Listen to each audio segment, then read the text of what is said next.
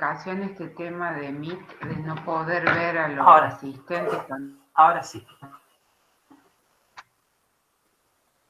Te digo que Está grabando. Es un problema esto de Meet, de no poder ver a los asistentes. Bueno, buen día a todos. En esta clase voy a desarrollar los temas correspondientes al metabolismo de glúcidos.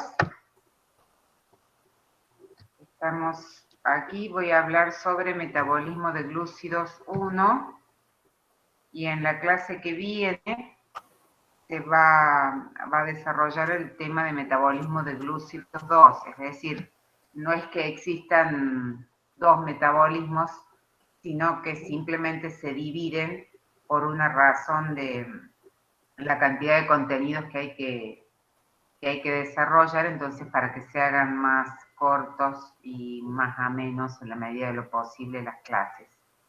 Yo voy a ir dando los temas y ustedes cuando quieran, o no sé, Rubén, si vos vas a estar mirando el chat o que abran el micrófono, directamente prendan el micrófono y me interrumpen, no hay ningún problema, y yo vuelvo a repetir la consigna que sea necesaria o la trato de explicar nuevamente. Lo importante es que no se queden con dudas porque es muy importante que vayan entendiendo cada etapa para poder seguir la clase.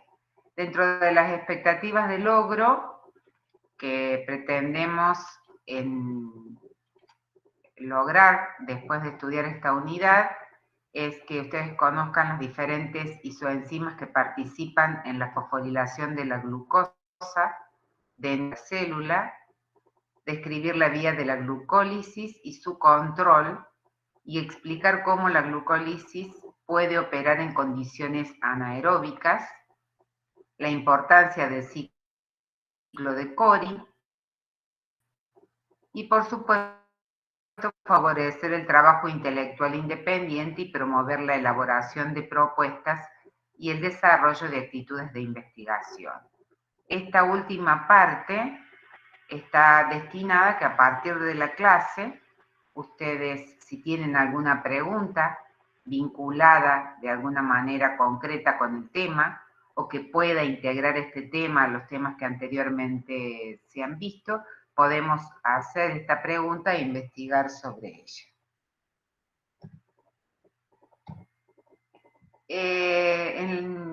Digamos, para empezar a hablar de la primera parte del metabolismo de la glucosa, nosotros vamos a hablar sobre la glucólisis en este teórico, que es una de las vías más importantes del metabolismo de la glucosa. Entonces, para eso es importante que tengamos en cuenta estos aspectos que señalo acá en la diapositiva. En el cerebro, el requerimiento de glucosa, me faltó poner aquí, es considerable.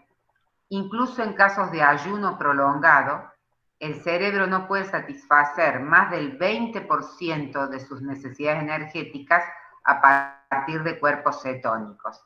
Es decir, como vamos a ver más adelante, en casos de ayuno prolongado, cuando no hay ingesta de alimentos, el organismo va a empezar a degradar las grasas, va a formar cuerpos cetónicos y a partir de esos cuerpos cetónicos muchos tejidos obtienen energía.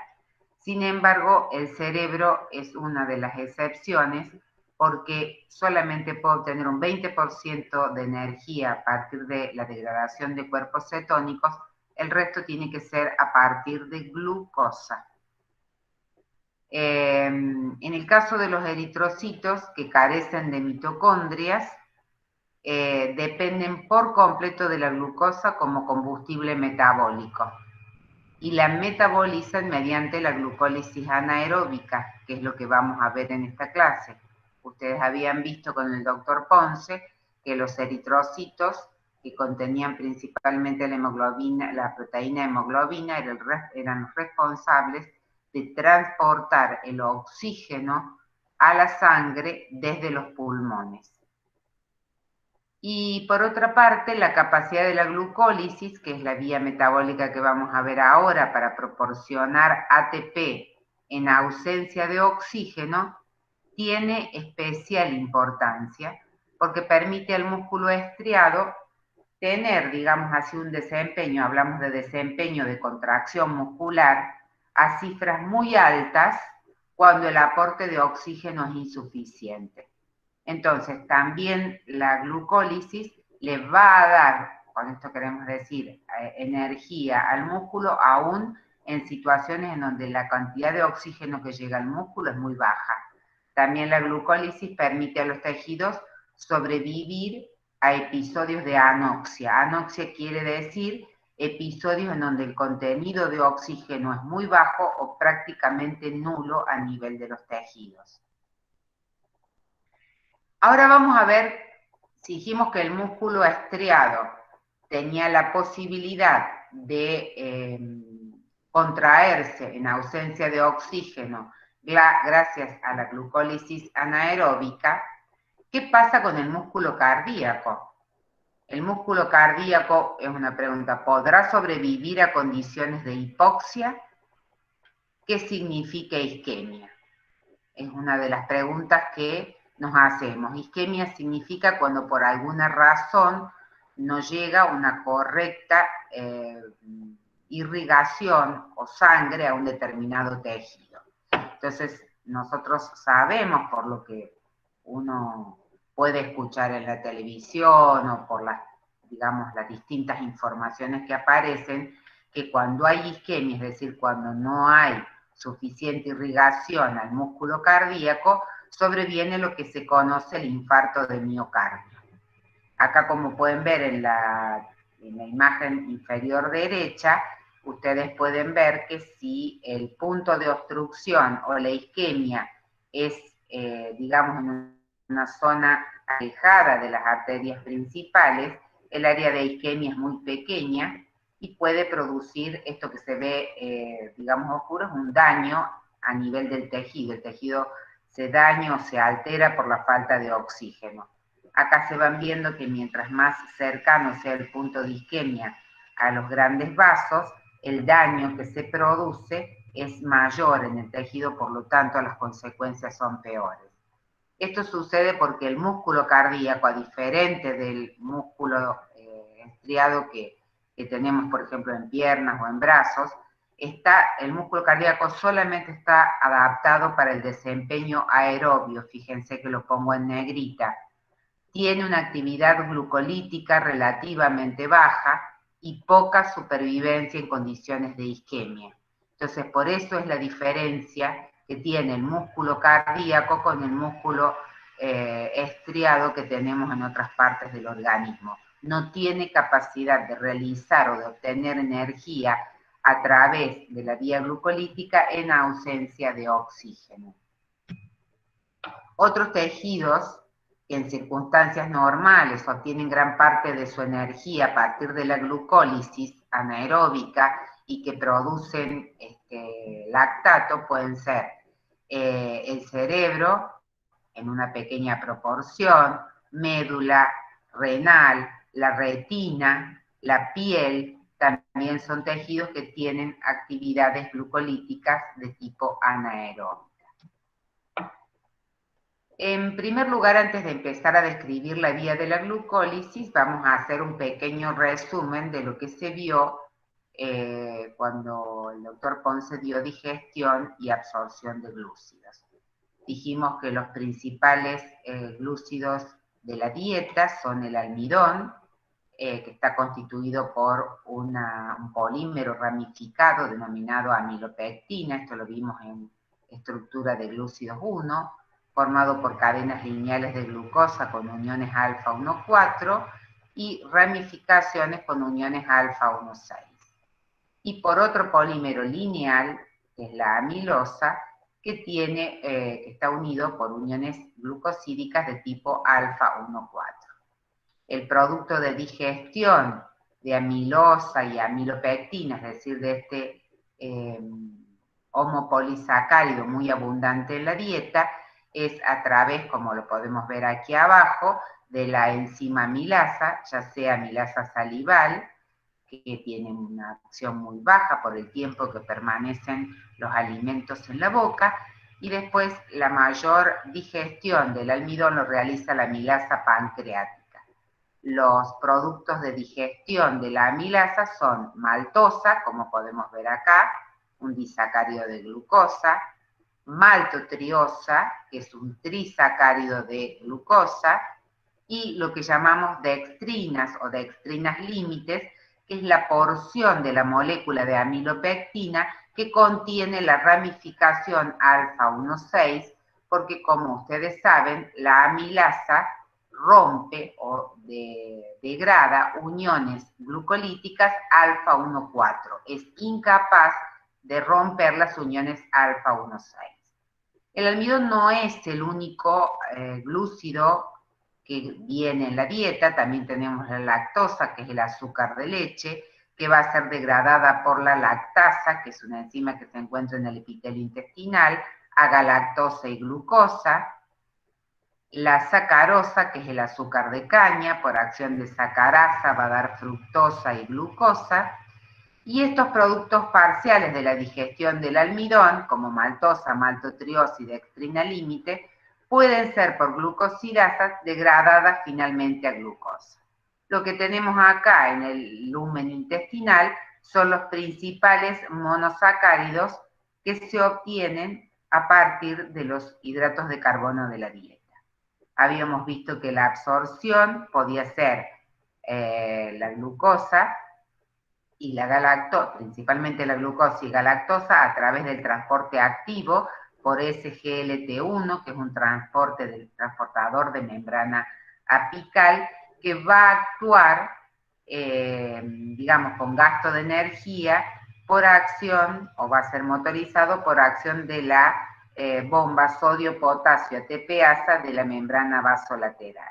¿Qué es lo que hace SGLT1? Ingresa galactosa e ingresa glucosa a la célula del epitelio intestinal junto con 2 moléculas de sodio. Ese sodio no se acumula en el interior celular, sino que va a salir por la sodio-potasio ATPasa, saca sodio, ingresa potasio y lo hace con gasto de energía. Entonces, ingresar glucosa a la célula, la mayor parte de la glucosa que ingresa a la célula del epitelio intestinal va a ser con gasto de energía. También tenemos otros transportadores como GLUT3 o GLUT5, GLUT5 exclusivo para fructosa, que lo hacen sin gasto energético, y luego, cuando nos fijamos a la membrana vasolateral, a través del transportador GLUT2, estos monosacáridos van a salir de la célula intestinal y van a pasar a la vena porta y de allí al hígado para distribuirse en todos los tejidos. Desde el punto de vista biomédico, la glucosa siempre es el monosacárido de mayor importancia, es decir, la mayor cantidad de moléculas de hidratos de carbono en nuestro organismo es la glucosa.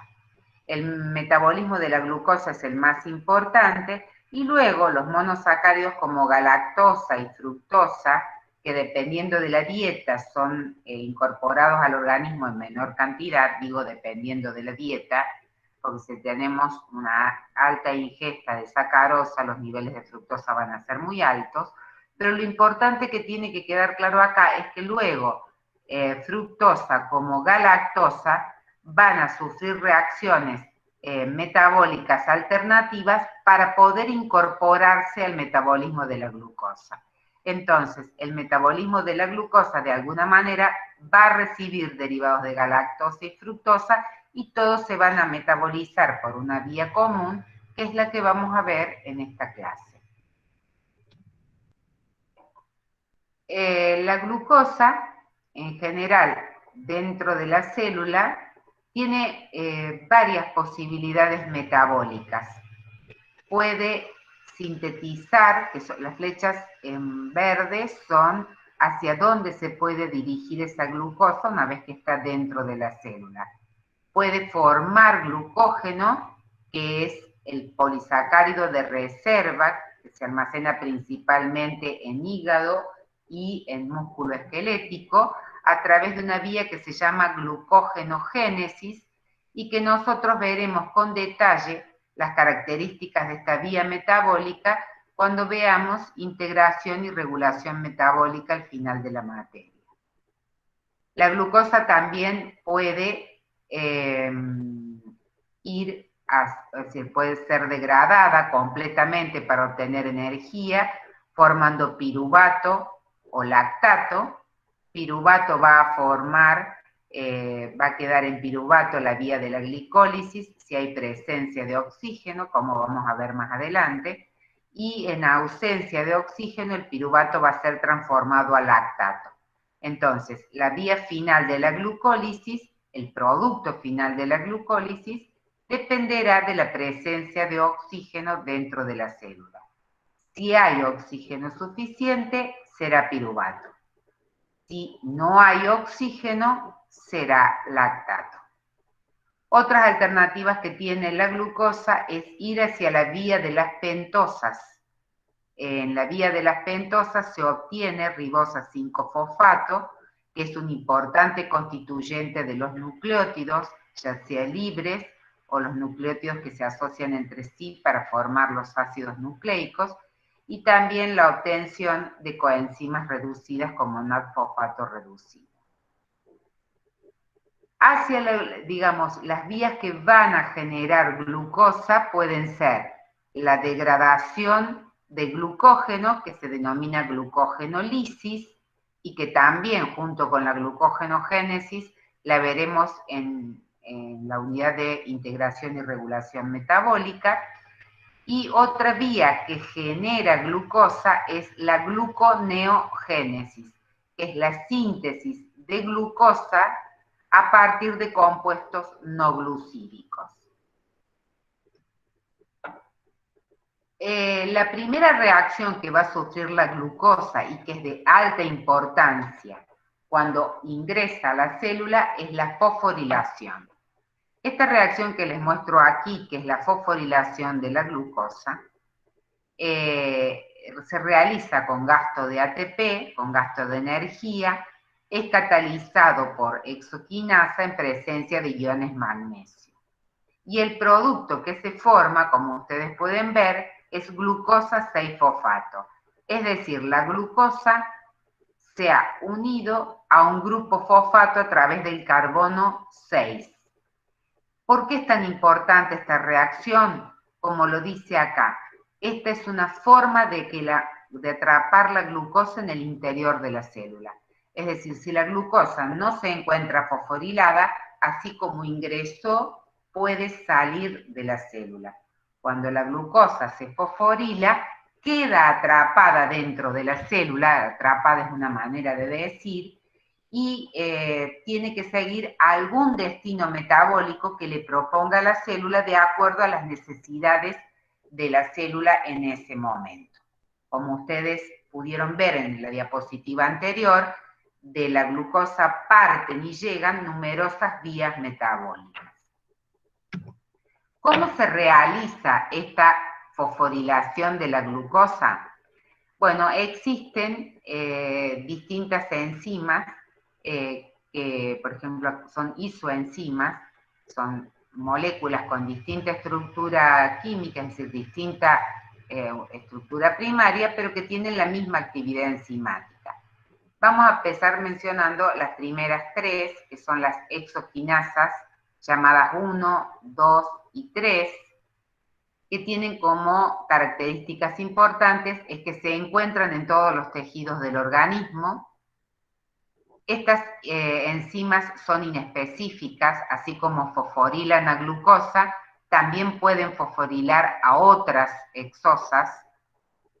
El valor de Km oscila, son valores de Km muy bajos, es decir, que tienen una alta afinidad por la glucosa, entre 0,01 y 0,1 milimolar de glucosa. Estos valores, como les pongo aquí entre paréntesis, son valores que el valor de Km es inferior a los niveles de glucosa que normalmente se encuentran en los líquidos tisulares y en las células del organismo.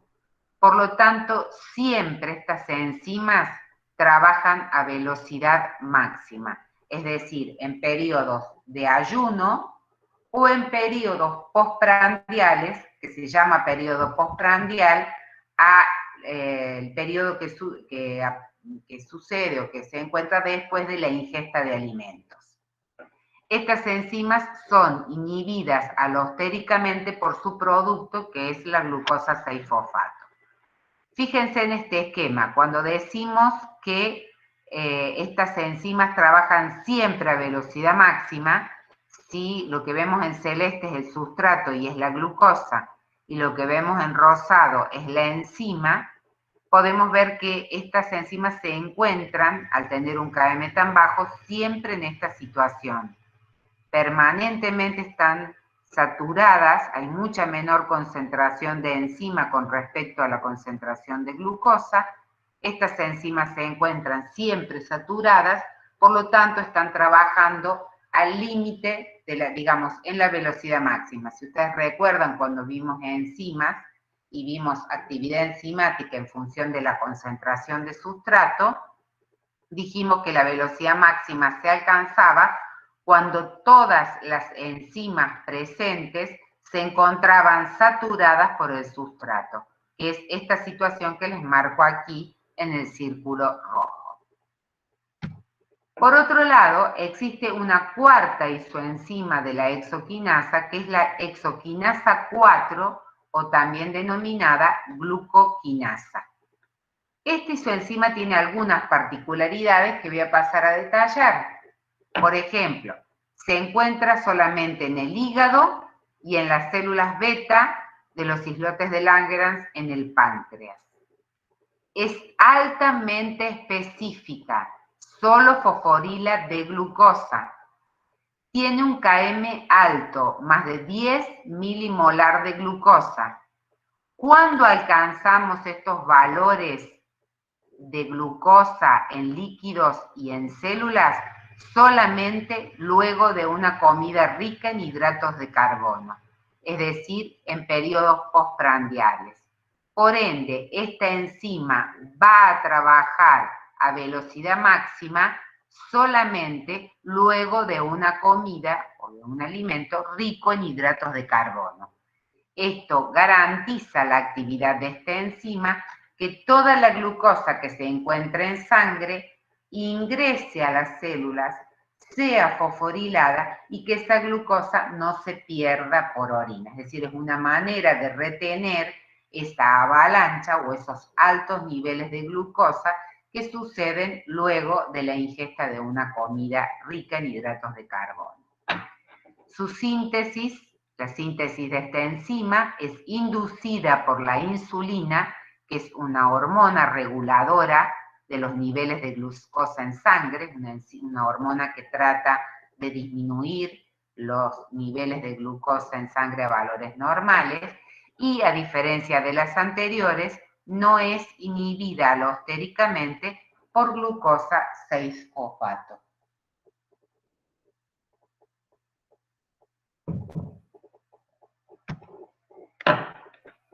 La glucólisis, como les dije anteriormente, es la principal vía metabólica de la glucosa. Consta de dos fases, ya vamos a ir describiendo cada una de las etapas, pero ahora les presento en esta diapositiva toda la vía glucolítica para que ustedes vean que tiene una fase preparatoria, que se denomina así porque en esta fase el organismo invierte energía para preparar a la glucosa para esta segunda fase, que es la segunda fase de rendimiento energético, que es cuando la glucosa, al ser degradada, va a producir ATP. Fíjense ustedes que en esta primera fase preparatoria, por cada mol de glucosa que ingresa a la glicólisis, en la fase preparatoria se van a gastar 2 moles de ATP. En esta vía, la primera que ya vamos a ver, y en esta otra vía, es decir, para formar glucosa 6-fosfato y para formar fructosa 1,6-bisfosfato. estas recuerden que estas dos moléculas de ATP se gastan por mol de glucosa. Al final de la fase preparatoria, cada mol de cada esta hexosa va a ser dividida en dos moléculas de 3 átomos de carbono cada una. Por lo tanto, en la segunda fase, si ustedes observan, va a obtener por cada triosa, por cada molécula de 3 carbonos que ingrese o que siga la segunda fase, se van a obtener 2 moléculas de ATP. Como cada glucosa forma 2 triosas, en total la fase de rendimiento energético es de 4 ATP. 2 moles de ATP por cada triosa que ingresa en la segunda fase. Al final de esta actividad teórica vamos a hacer un ejemplo de metabolismo de rendimiento energético para que ustedes entiendan bien. Lo que les quiero decir acá que por cada glucosa con 6 carbonos se gastan 2 ATP. Se forman 2 moléculas de 3 carbonos y cada molécula de 3 carbonos produce 2 ATP. Por lo tanto, el rendimiento va a ser de 2 ATP por mol de glucosa.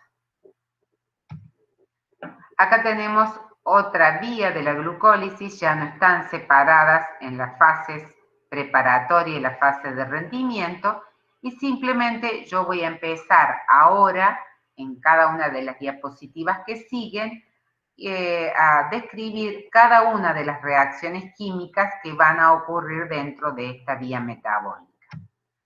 La primera, estamos en la fase preparatoria, la primera vía, no sé por qué me faltó,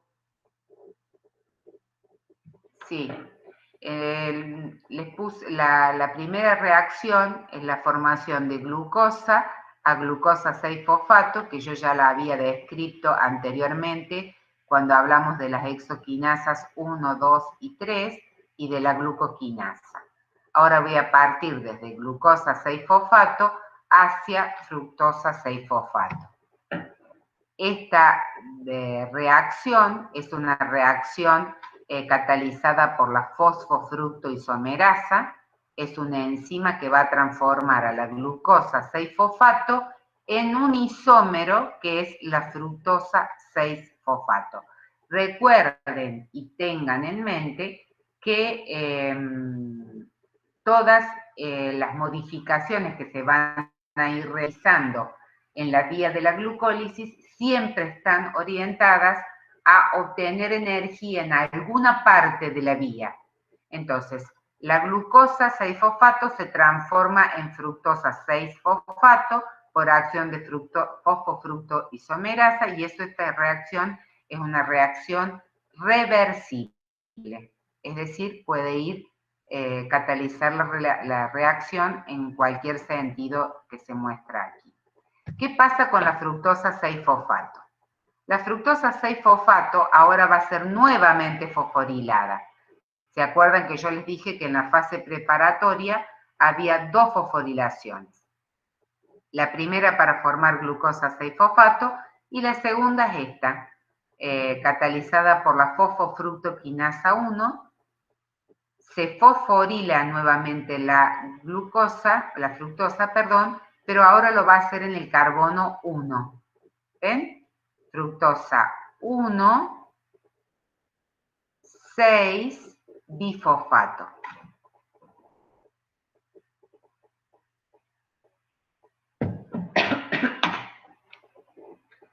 Perdón. Esperen un segundito.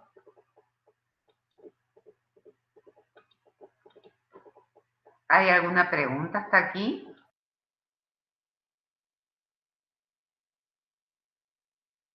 Rubén. No hay preguntas. Bien.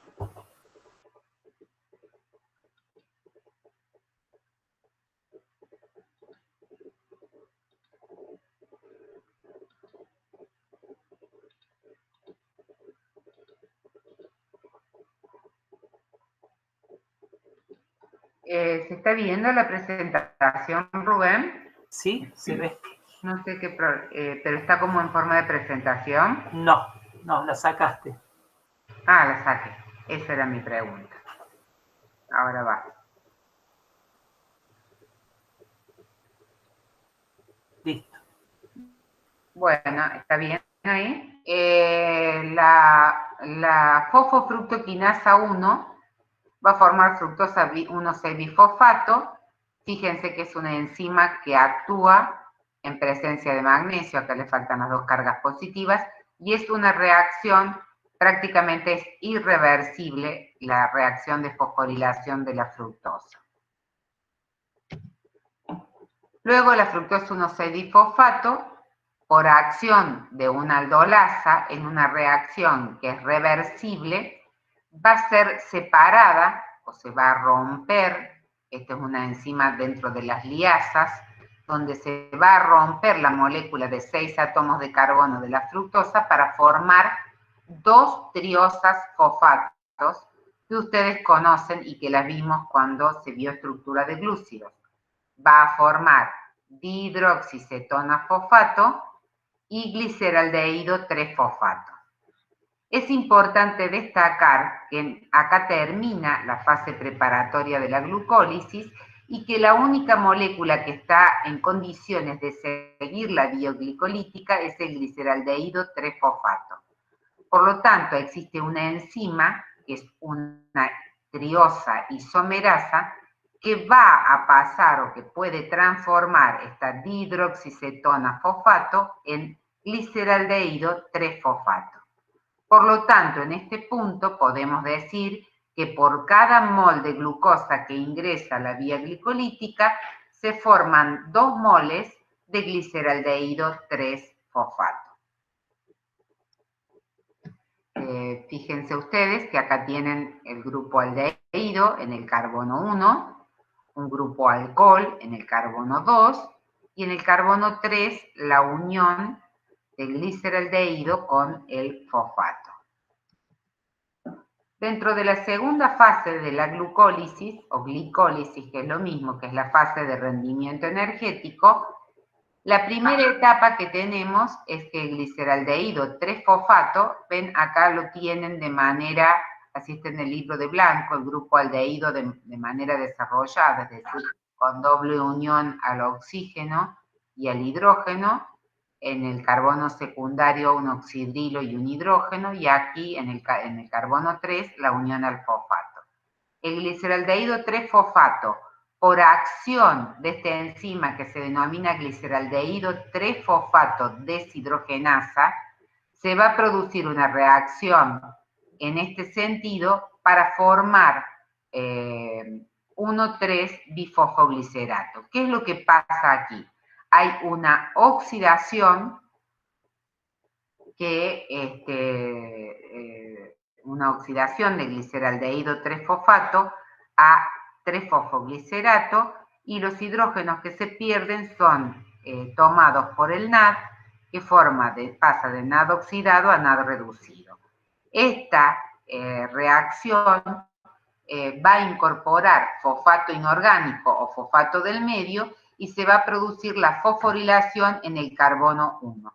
Entonces, lo que sucede aquí a nivel del carbono 1, que es la oxidación del grupo aldehído, la incorporación del grupo fosfato, va a generar cambios o tensiones moleculares entre estos enlaces químicos, de manera tal que ahora el fosfato, que si ustedes se fijan aquí, era una unión común al gliceraldehído, el fosfato acá se va a unir a la molécula con un enlace de alta energía. Eso significa esta forma que tienen de expresar el enlace. Y se va a formar 1,3-bisfosfoglicerato.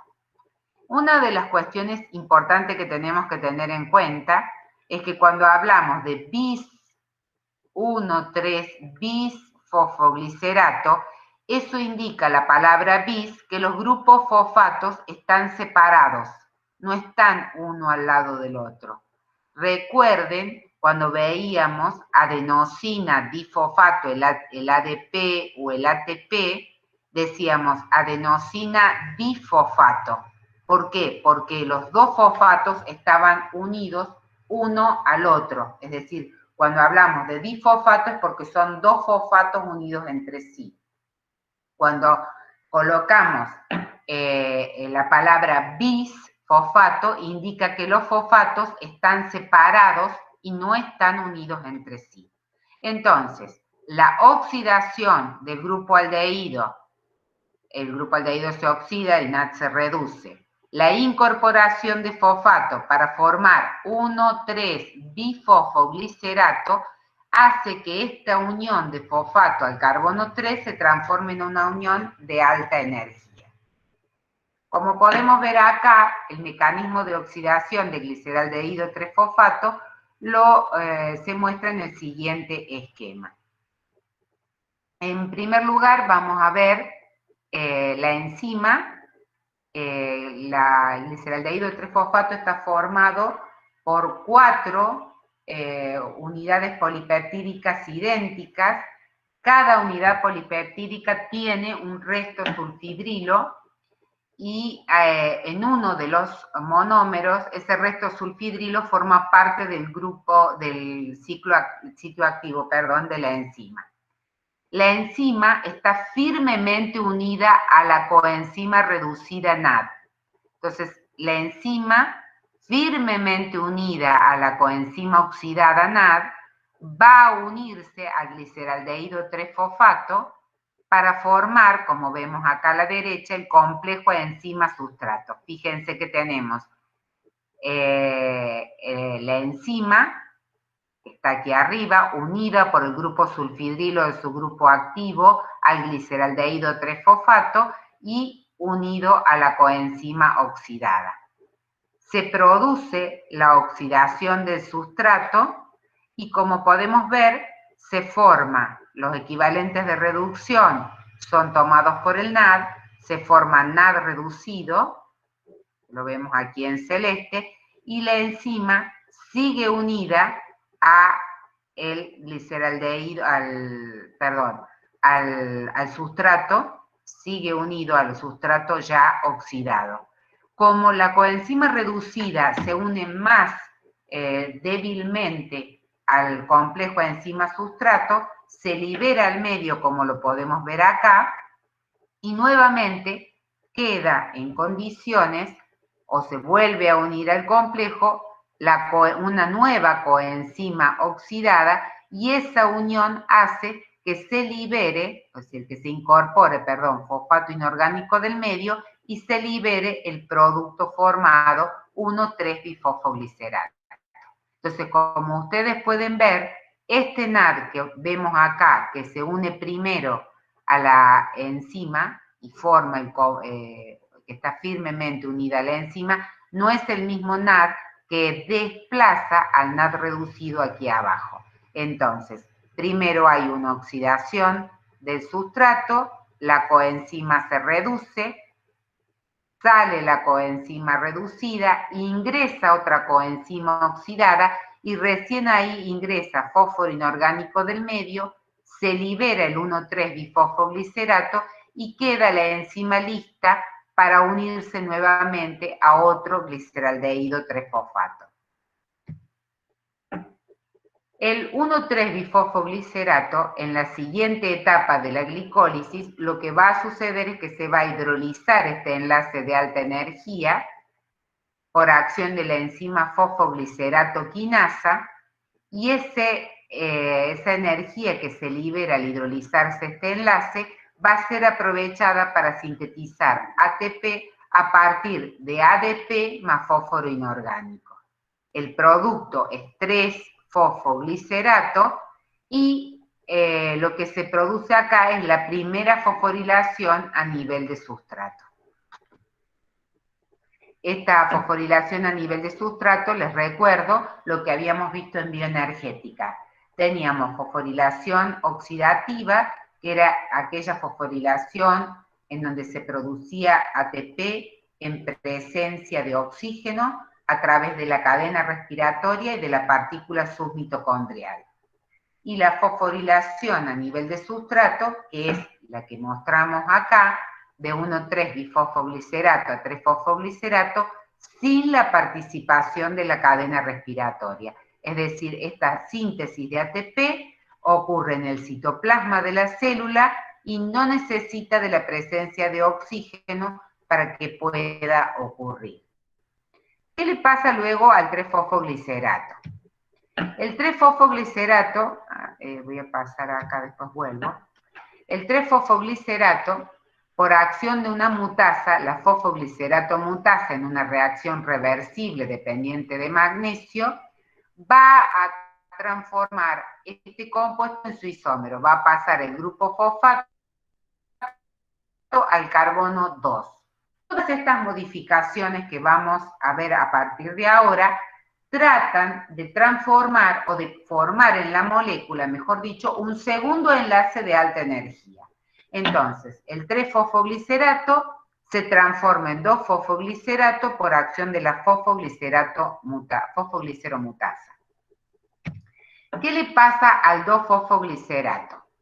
Por acción de la enolasa en una reacción también reversible, se deshidrata la molécula de 2-fosfoglicerato, fíjense ustedes que se pierde un grupo oxidrilo del carbono, de un carbono primario, más un hidrógeno del carbono secundario unido al fosfato, hay una deshidratación, pérdida de agua, por lo tanto, se forma un doble enlace entre estos dos carbonos y esa deshidratación y formación del doble enlace automáticamente genera tensiones intramoleculares que transforman este enlace de fosfato normal en un enlace de fosfato de alta energía.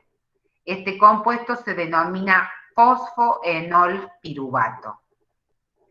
El fosfoenolpiruvato, por acción de la piruvatoquinasa, va a hidrolizar este enlace de alta energía a la enzima.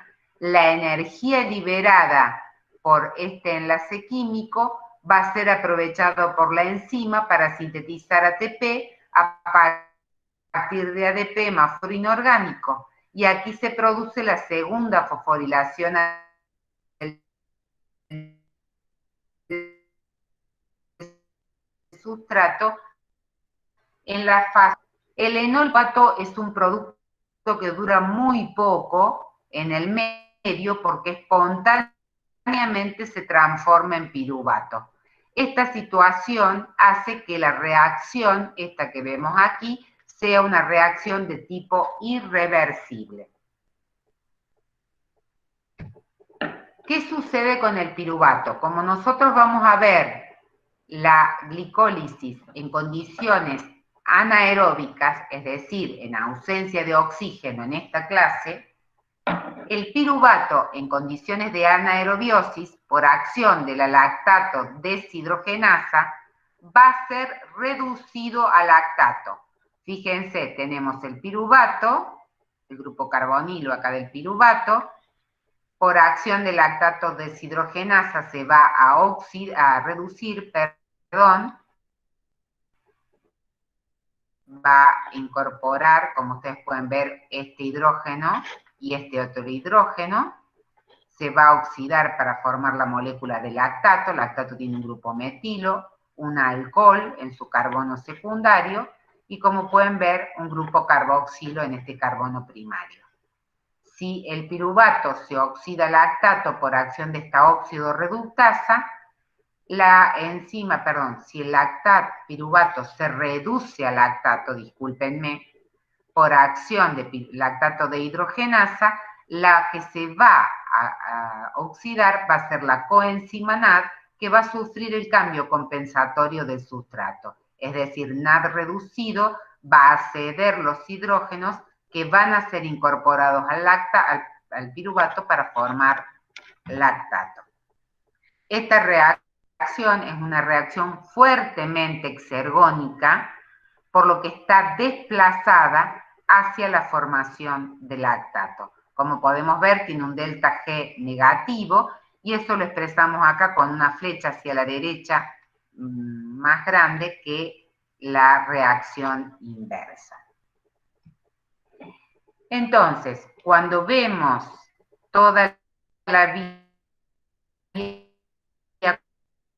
completa,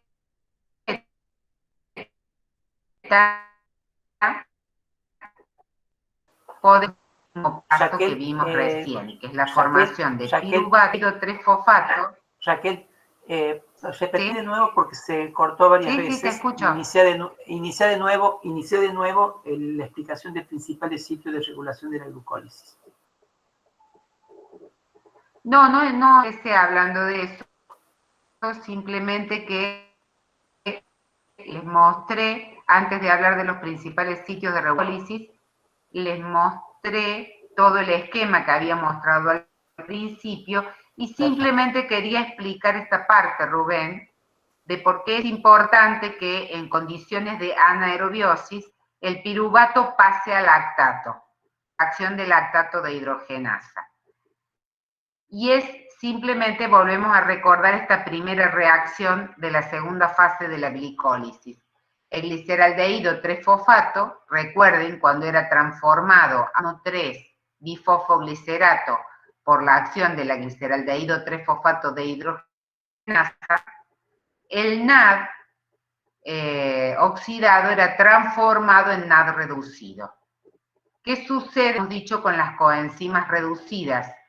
Necesitan reoxidarse y si no lo pueden hacer a nivel de la cadena respiratoria porque no hay oxígeno, la única posibilidad que tienen estas coenzimas reducidas que se formaron en esta etapa para volver a reoxidarse es a nivel del paso de piruvato a lactato. Es decir, que el pasaje de piruvato a lactato genera la posibilidad de formar coenzima oxidada, NAD, de manera tal que la vía de la glicólisis no se interrumpa y aunque con poca energía siga contribuyendo a la formación de ATP. ¿Se entendió esta parte?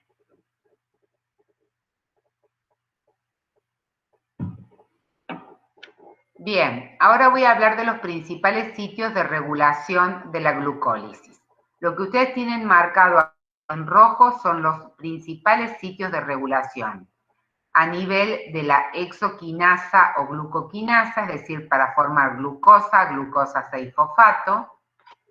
El otro sitio de regulación de la vía de la glicólisis es cuando pasa de fructosa 6-fosfato a fructosa 1,6-bifosfato por acción de la fosfofructoquinasa, es otro sitio de regulación. Y finalmente el tercer sitio de regulación es a nivel de la piruvatoquinasa, que es el pasaje de fosfoenol piruvato a piruvato. Esos son los 3 sitios regulatorios que tiene la vía de la glucólisis y que son los sitios que van a hacer que esta vía aumente su actividad o disminuya dependiendo de las condiciones de oxígeno que existan en la célula y dependiendo de la cantidad de ATP que se encuentren dentro de la célula. Las células que tienen la capacidad, que ya la van a ver más adelante, de gluconeogénesis, la vamos a ver, no sé si es en el capítulo 20 o la unidad 20, la vía de gluconeogénesis es muy importante porque puede transformar la glucosa, digamos, sustratos que no son hidratos de carbono en glucosa, utilizando algunas de las vías que hemos visto, solo que a nivel de estas vías que he marcado va a utilizar pasos alternativos. ¿Cuáles son esos pasos alternativos que van a utilizar para hacer la reacción inversa y formar glucosa? Es decir, a nivel de la piruvatoquinasa, para poder realizar esta vía en sentido inverso, se va a valer de 2 enzimas, que vamos a ver más adelante, que es piruvato carboxilasa y fosfoenol piruvato carboxiquinasa, para pasar de fructosa 1,6-bifosfato a fructosa 6-fosfato. En la gluconeogénesis se va a utilizar la enzima fructosa 1,6-bifosfatasa, y para pasar de glucosa 6-fosfato a glucosa se va a utilizar la enzima glucosa 6-fosfatasa. El resto de las enzimas para la gluconeogénesis son las mismas que para la glucólisis.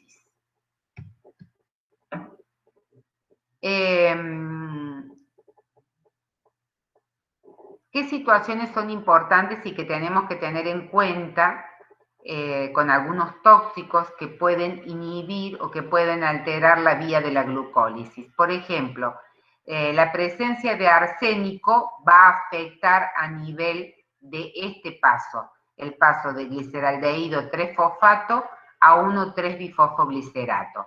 ¿Por qué? Porque el arseniato tiene una estructura química muy parecida al fosfato, y la enzima, la gliceraldehído 3-fosfato deshidrogenasa, puede formar, en lugar de tomar fosfato para formar 1,3-bifosfoglicerato, puede formar, digamos, un compuesto que esté combinado entre fosfato y en el carbono 1 colocar arseniato.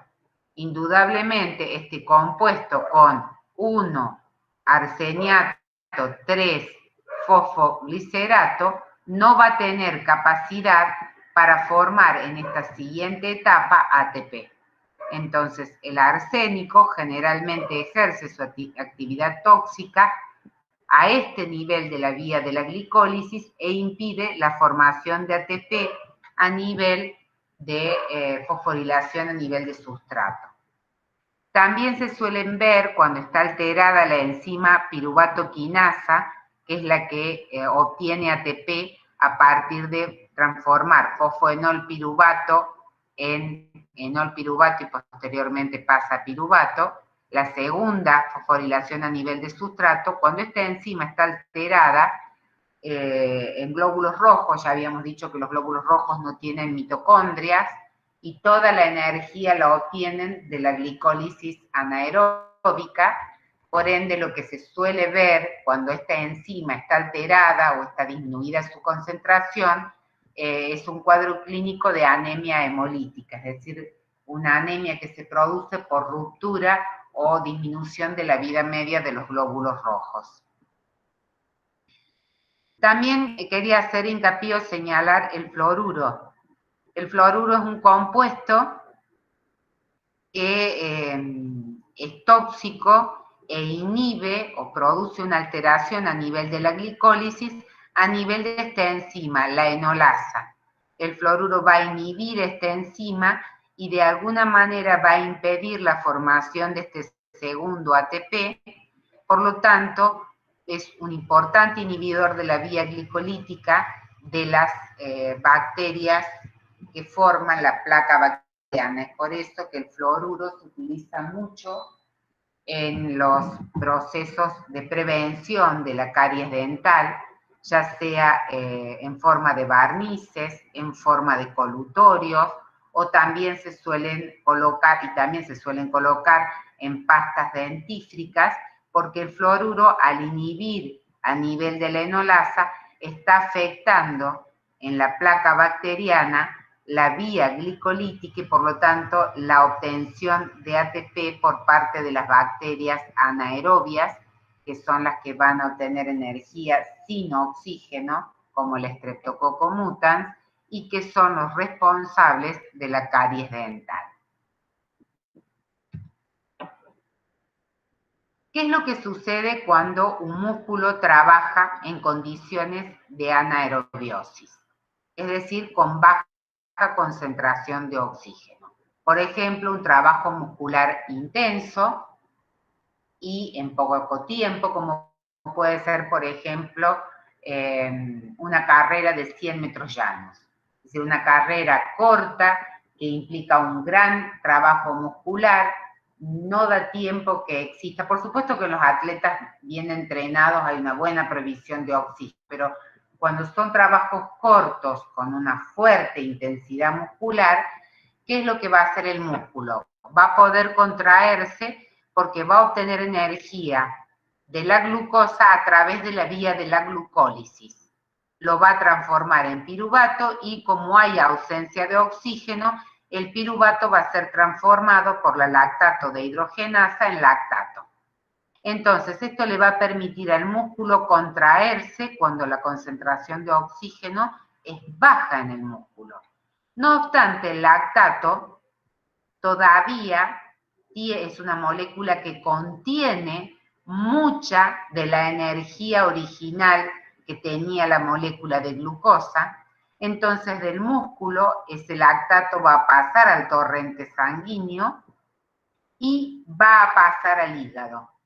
Cuando se recupere o se restauren los niveles de oxígeno, ese lactato en el hígado, por un proceso de gluconeogénesis, va a ser transformado nuevamente a glucosa. Esa glucosa va a salir del hígado al torrente sanguíneo y va a volver al músculo. ¿Qué significa esto? Que el ciclo de Cori es un ciclo que se establece entre el músculo y el hígado.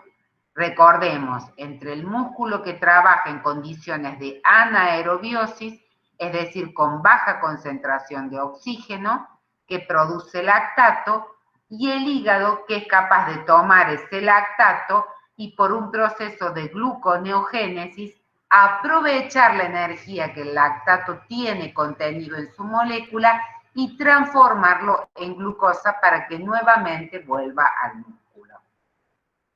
Nuevamente lo que podemos ver acá a la izquierda y que es lo que van a ver en la clase que viene, es que el piruvato en condiciones de aerobiosis, es decir, en presencia adecuada de oxígeno, va a seguir otra vía metabólica.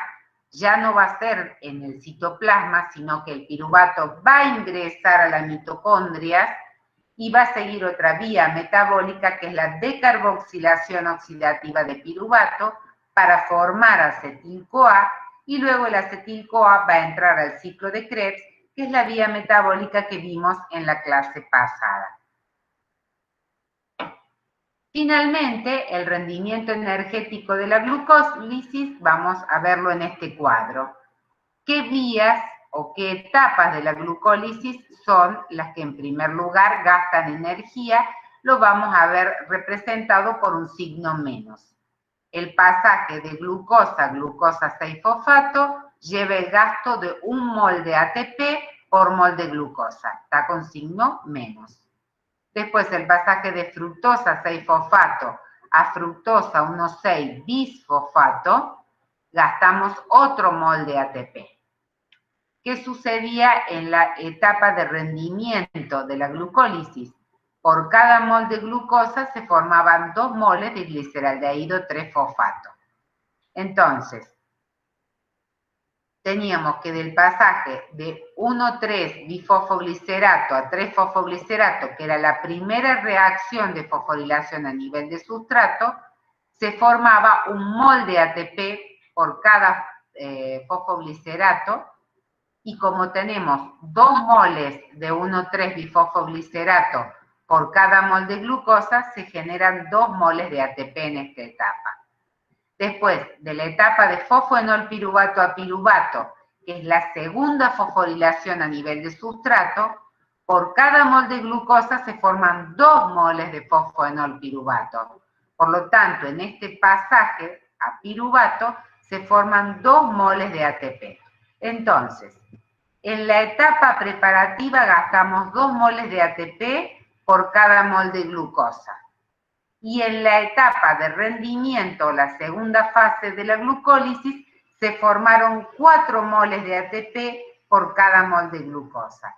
Si restamos los moles que se produjeron menos los moles que se gastaron para preparar a la glucosa, el rendimiento neto de la glucólisis en condiciones anaeróbicas es de 2 moles de ATP. Como podemos observar, no es un alto rendimiento energético, no es lo mismo que el rendimiento energético que nos daría en condiciones de aerobiosis, con funcionamiento de la cadena respiratoria y de la fosforilación oxidativa, pero esta vía metabólica muy importante, que es la glucólisis anaeróbica, que está altamente conservada en las distintas escalas evolutivas, garantiza al organismo poder obtener energía en momentos en donde hay una baja tensión de oxígeno. Desde luego, no es suficiente la cantidad de ATP como para mantener esa condición de anaerobiosis durante mucho tiempo.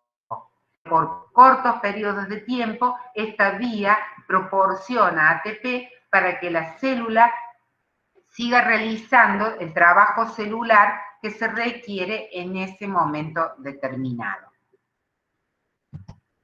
En resumen, podemos decir que la glucólisis es la vía citosólica de todas las células de mamíferos para el metabolismo de la glucosa o del glucógeno hacia piruvato y lactato. Por ejemplo, piruvato es lo que habíamos visto con presencia de oxígeno, lactato es el producto final en ausencia de oxígeno. Esta vía puede funcionar de manera anaeróbica al regenerar NAD oxidado que se requiere en la reacción para pasar de gliceraldehído 3-fosfato a 1,3-bifosfoglicerato por la 3-fosfoglicerato de hidrogenasa. ¿Dónde se genera este NAD oxidado? Cuando se reduce el piruvato a lactato. El lactato es el producto terminal de la glucólisis en condiciones anaeróbicas, por ejemplo, el músculo que está haciendo ejercicio intenso y con baja provisión de oxígeno, o en eritrocitos, los eritrocitos, nos recuerden, no tienen mitocondrias. Y finalmente, la glucólisis está regulada por 3 enzimas que van a catalizar reacciones desequilibradas. Decimos desequilibradas porque son netamente desplazadas hacia la formación de producto. Exoquinasa, fosfofructoquinasa y piruvatoquinasa. Exocinasa o exoquinasa es lo mismo, piruvatocinasa o piruvatoquinasa es lo mismo, son sinónimos. Muy bien, aquí termina la clase. Muchísimas gracias. Y si hay alguna pregunta, los escucho.